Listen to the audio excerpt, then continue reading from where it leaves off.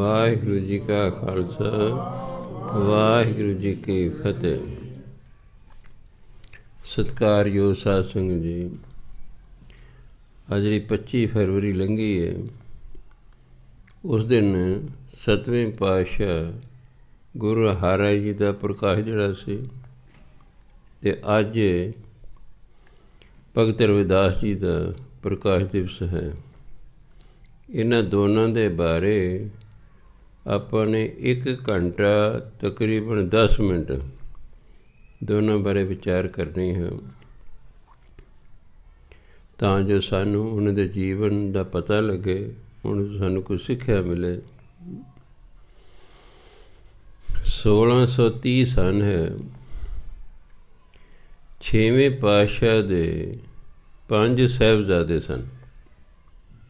ਸਭ ਤੋਂ ਵੱਡੇ ਬਾਬਾ ਗੁਰਦਿੱਤਾ ਜੀ ਸਨ। ਬਾਬਾ ਗੁਰਦਿੱਤਾ ਜੀ ਦੇ ਘਰ 1630 ਈਸਵੀ ਨੂੰ 7ਵੇਂ ਪਾਤਸ਼ਾਹ ਗੁਰੂ ਹਰਿਰਾਏ ਜੀ ਦਾ ਪ੍ਰਕਾਸ਼ ਹੋਇਆ ਹੈ।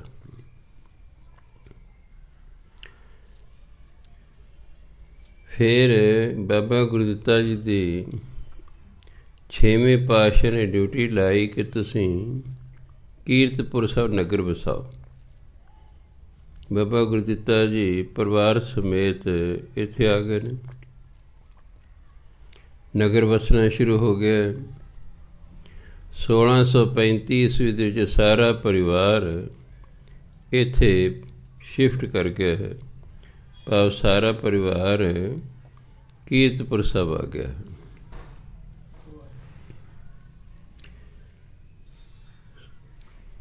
ਇੱਕ ਵਾਰੀ ਜਦੋਂ ਆਪ ਜੀ ਥੋੜ੍ਹੇ ਜਿਹੇ ਵੱਡੇ ਹੋਏ, 6-7 ਸਾਲਾਂ ਦੇ ਹੋਏ, ਆਪ ਜੀ ਨੇ ਖੁੱਲ੍ਹਾ ਚੋਲਾ ਪਾ ਰੱਖਿਆ ਸੀ। 7ਵੇਂ ਪਾਤਸ਼ਾਹ ਨੇ ਬਾਗ ਦੇ ਵਿੱਚ ਆਪਣੇ ਦਾਦਾ ਜੀ ਭਾਵ 6ਵੇਂ ਪਾਤਸ਼ਾਹ ਦੇ ਨਾਲ ਸੈਰ ਕਰ ਰਹੇ ਸਨ। ਇੱਕ ਬਹੁਤ ਸੁੰਦਰ ਫੁੱਲ ਖਿੜਿਆ ਹੋਇਆ ਸੀ। ਕੁਝ ਫੁੱਲ ਐਸੇ ਹੁੰਦੇ ਨੇ ਜਿਨ੍ਹਾਂ ਦੇ ਨਾਲ ਕੰਡੇ ਨਹੀਂ ਹੁੰਦੇ, ਕੁਝ ਬੂਟੇ ਐਸੇ ਹੁੰਦੇ ਨੇ ਜਿਨ੍ਹਾਂ ਦੇ ਨਾਲ ਕੰਡੇ ਵੀ ਹੁੰਦੇ, ਫੁੱਲ ਵੀ ਹੁੰਦੇ।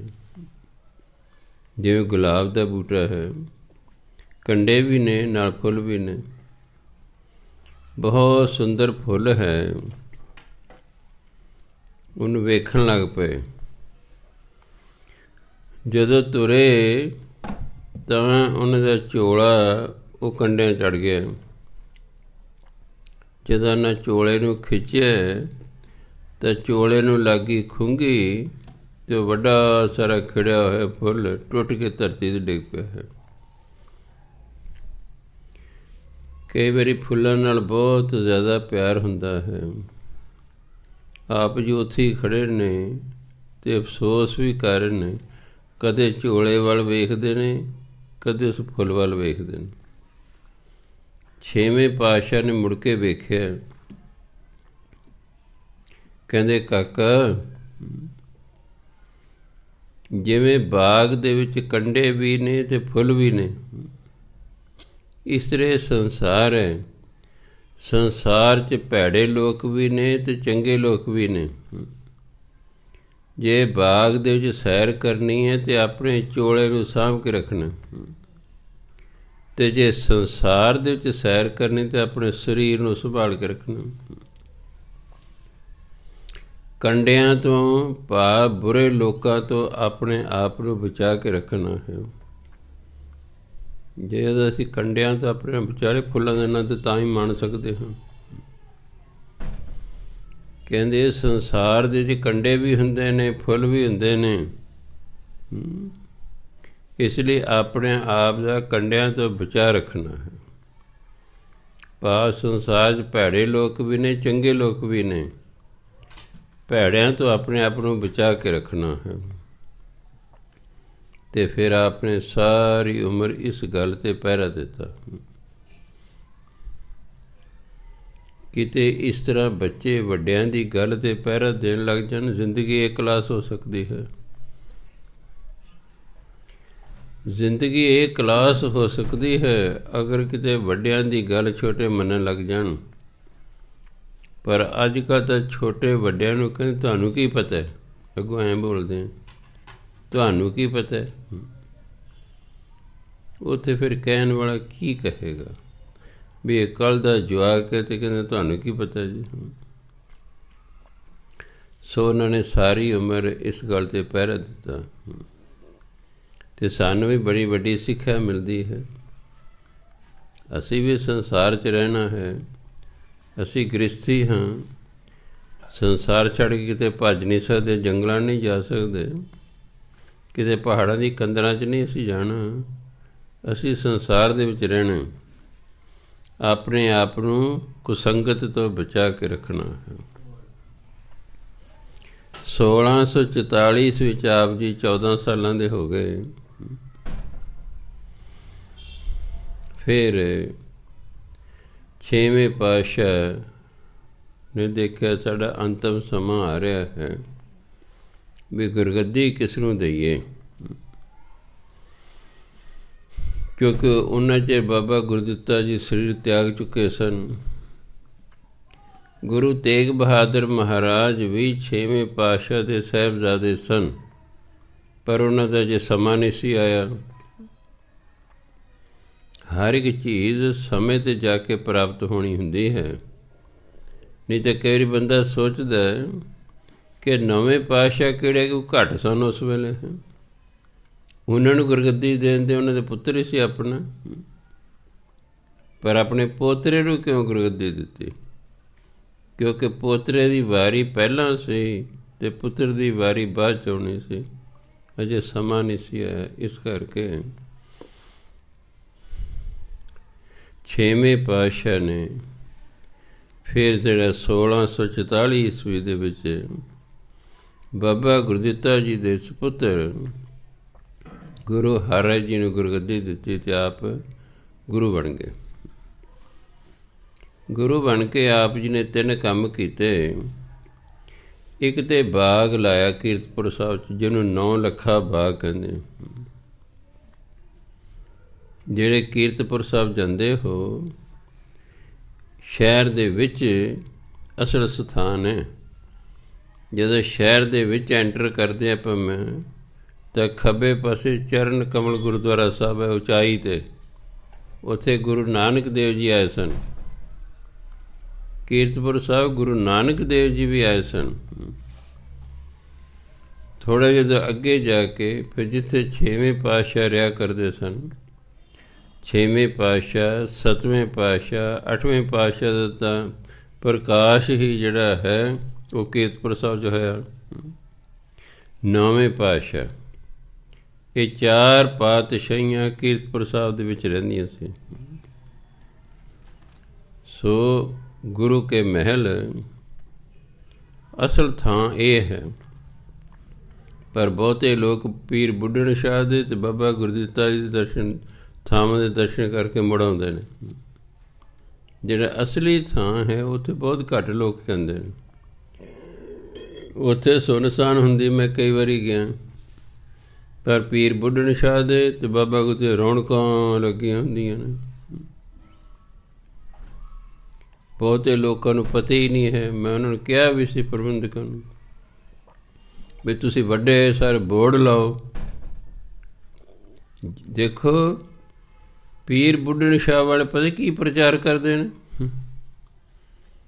ਕਹਿੰਦੇ ਨੇ ਉਸ ਬੰਦੇ ਦੀ ਯਾਤਰਾ ਸਫਲ ਹੋਏਗੀ ਜਿਹੜਾ ਇੱਥੇ ਆਵੇਗਾ, ਉਹਦੀ ਯਾਤਰਾ ਸਫਲ ਹੋਏਗੀ।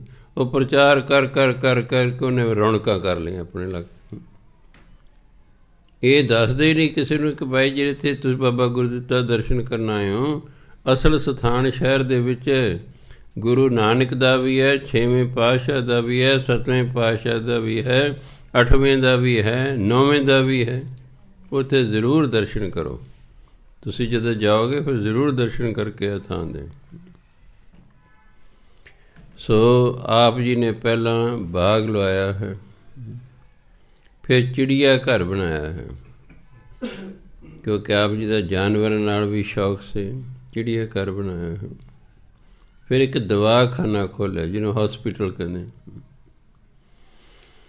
ਕਿਉਂਕਿ ਜਿੱਥੇ ਨਾਮ ਚਾਹੀਦਾ ਹੈ ਉੱਥੇ ਦਵਾਈ ਵੀ ਨਾਲ ਚਾਹੀਦੀ ਹੈ।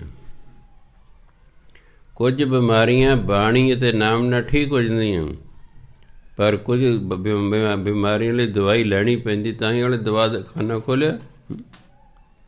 ਕਈ ਮੈਨੂੰ ਕਹਿਣਗੇ ਨਹੀਂ ਜੀ ਬਾਬਾ ਜੀ ਕੋਈ ਪਾਠ ਦੇ ਦਿਓ ਜੀ। ਮੈਂ ਯਾਰ ਜਦੋਂ ਮੈਨੂੰ ਕੋਈ ਤਕਲੀਫ ਹੁੰਦੀ ਮੈਂ ਆਪ ਹਸਪਤਾਲ ਜਾਂਦਾ, ਦਵਾਈ ਲੈਂਦਾ। ਦਵਾਈ ਆਪਣੇ ਥਾਂ 'ਤੇ ਹੈ, ਪਾਠ ਆਪਣੇ ਥਾਂ 'ਤੇ ਹੈ। ਜੇ ਪਾਠ ਨਾਲ ਹੀ ਸਾਰਾ ਕੁਛ ਹੁੰਦਾ ਤਾਂ ਗੁਰੂ ਮਹਾਰਾਜ ਫਿਰ ਦਵਾਖਾਨਾ ਖੋਲ੍ਹਣ ਦੀ ਲੋੜ ਹੀ ਨਹੀਂ ਸੀ। ਫਿਰ ਤਾਂ ਸਾਡੇ ਕੋਲ ਆ ਜਾਓ, ਅਸੀਂ ਤੁਹਾਨੂੰ ਠੀਕ ਕਰ ਦੇਵਾਂਗੇ। ਦਵਾਈ ਆਪਣੀ ਥਾਂ 'ਤੇ ਹੈ, ਬਾਣੀ ਆਪਣੀ ਥਾਂ 'ਤੇ ਹੈ। ਹਾਂ, ਇੰਨਾ ਕਿ ਅਗਰ ਦਵਾਈ ਕੰਮ ਨਹੀਂ ਕਰ ਰਹੀ ਤਾਂ ਬਾਣੀ ਦੇ ਨਾਲ ਫਿਰ ਦਵਾਈ ਅਸਰ ਕਰਨਾ ਸ਼ੁਰੂ ਕਰ ਦਿੰਦੀ ਹੈ, ਬੰਦਾ ਛੇਤੀ ਠੀਕ ਹੋ ਜਾਂਦਾ ਹੈ। ਖੈਰ, ਸੋ ਆਪ ਜੀ ਨੇ 3 ਕੰਮ ਕੀਤੇ, ਬਾਗ ਲਵਾਇਆ, ਚਿੜੀਆ ਘਰ ਬਣਾਇਆ, ਦਵਾਖਾਨਾ ਬਣਾਇਆ। ਦਵਾਖਾਨਾ ਇੰਨਾ ਪ੍ਰਸਿੱਧ ਹੋ ਗਿਆ ਦੂਰ ਦੂਰ ਤੱਕ, ਦਿੱਲੀ ਤੱਕ ਵੀ ਪਤਾ ਲੱਗ ਗਿਆ। ਉਸ ਵੇਲੇ ਸ਼ਾਹ ਜਹਾਨ ਦਾ ਰਾਜ ਸੀ ਹਿੰਦੁਸਤਾਨ 'ਤੇ। ਉਹਦਾ ਸਭ ਤੋਂ ਵੱਡਾ ਪੁੱਤਰ ਸੀ ਦਾਰਾ ਸ਼ਿਕੋ। ਉਹਨੂੰ ਕਿਸੇ ਨੇ ਖੁਆ ਦਿੱਤਾ, ਉਹਦਾ ਪੇਟ ਖਰਾਬ ਰਹਿਣ ਲੱਗ ਪਿਆ। ਵੱਡੇ ਵੱਡੇ ਹਕੀਮ ਸੱਦੇ, ਉਹਨਾਂ ਨੇ ਇਹ ਤਾਂ ਪਤਾ ਕਰ ਲਿਆ ਕਿ ਇਹ ਕਿਸ ਚੀਜ਼ ਨਾਲ ਠੀਕ ਹੋਵੇਗਾ।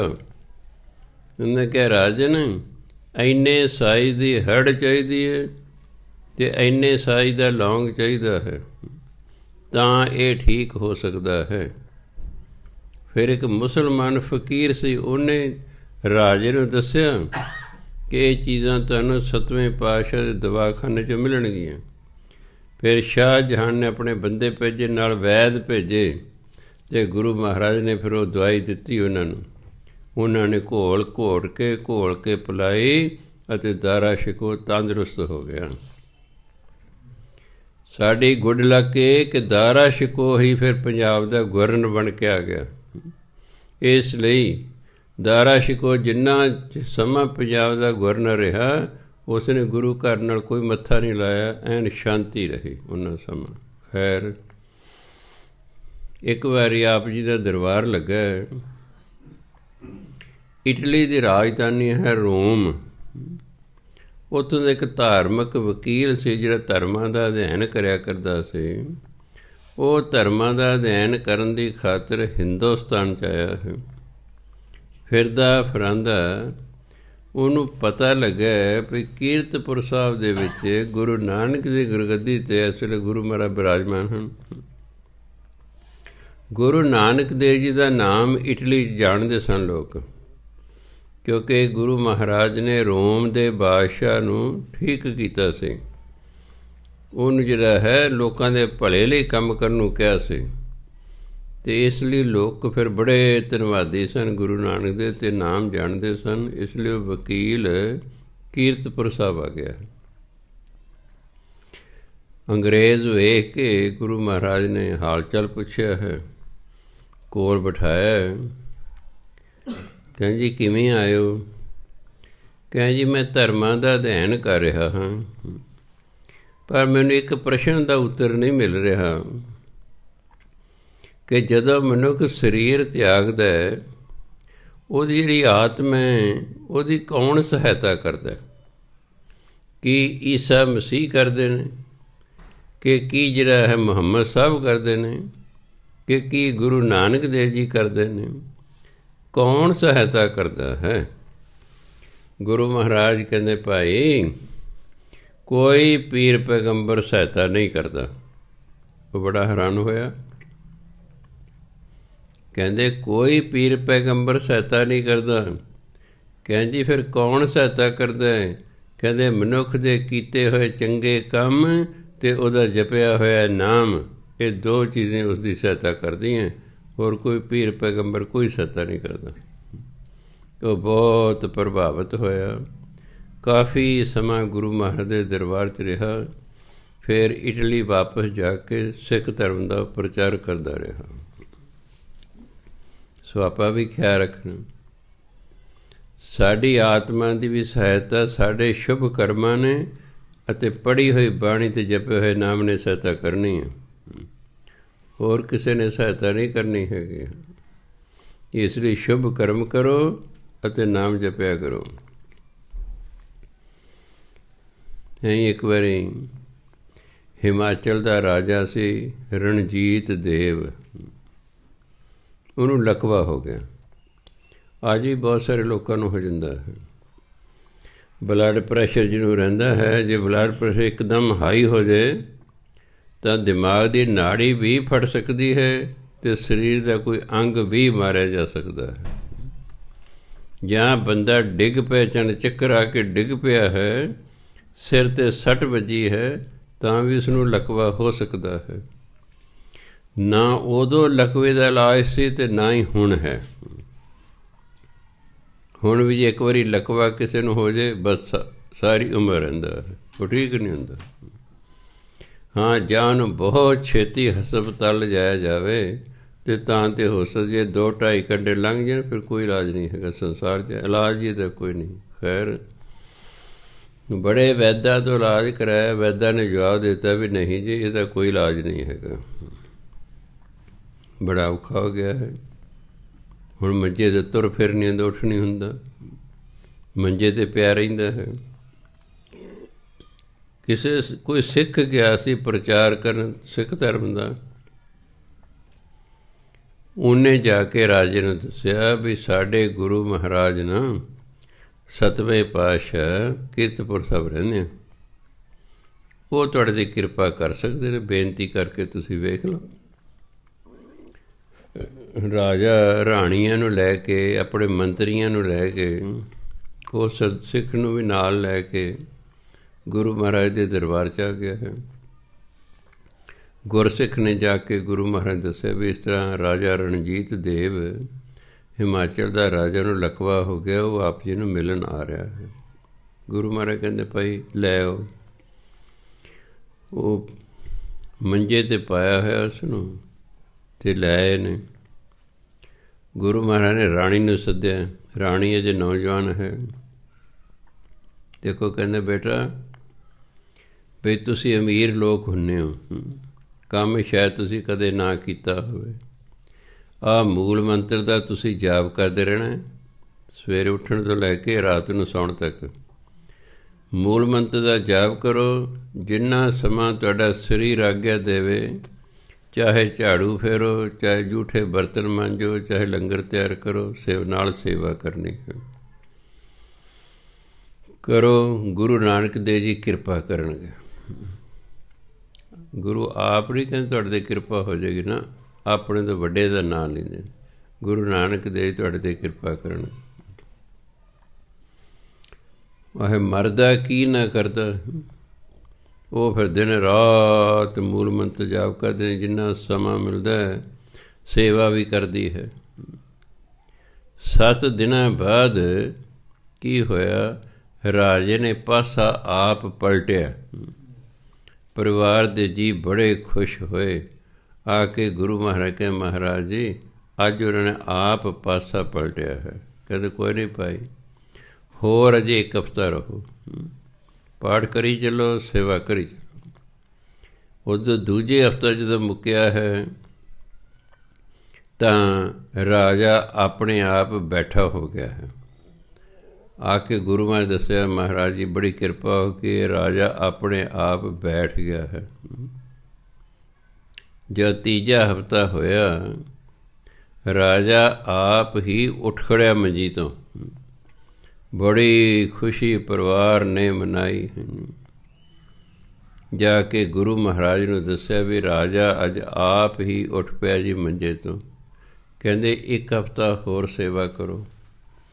ਚੌਥੇ ਹਫ਼ਤੇ ਜਾ ਕੇ ਰਾਜਾ ਆਪ ਹੀ ਚੱਲ ਕੇ ਆ ਗਿਆ ਹੈ। ਗੁਰੂ ਮਹਾਰਾਜ ਨੂੰ ਆ ਕੇ ਨਮਸਕਾਰ ਕੀਤੀ। ਬੜਾ ਗੁਰੂ ਮਹਾਰਾਜ ਦਾ ਧੰਨਵਾਦ ਕੀਤਾ ਵੀ ਤੁਸੀਂ ਮੈਨੂੰ ਠੀਕ ਕਰਤੇ। ਕਹਿੰਦੇ ਭਾਈ ਗੁਰੂ ਨਾਨਕ ਦੇਵ ਠੀਕ ਕਰਨ, ਉਹਨਾਂ ਨੇ ਕਿਰਪਾ ਕਰਤੀ ਤੁਹਾਡੇ 'ਤੇ। ਸੋ ਕਹਿਣ ਦਾ ਕੀ ਭਾਵ ਹੈ ਕਿ ਸੇਵਾ ਅਤੇ ਸਿਮਰਨ, ਸੇਵਾ ਅਤੇ ਬਾਣੀ, ਇਹ ਦੋਨਾਂ 'ਚ ਬੜੀ ਤਾਕਤ ਹੈ।